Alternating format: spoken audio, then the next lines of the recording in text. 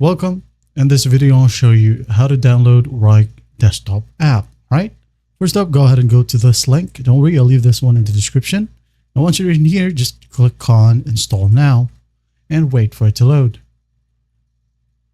Now, once it loads, just close this pop-up and hit on download. And here, go ahead and save it on your desktop so you can easily locate it. All right, here's the download progress. Let's just wait for it. Once done, you can either click on this installer or go ahead over to your desktop, and here's the download. Double click on it and the installation process will begin. Just click on next, accept, install. There'll be a pop-up. Just click on yes. And that's done. Just click on finish and Wrike will automatically open. All right, go ahead and log in with your Wrike account. Hit on continue. Click on remember.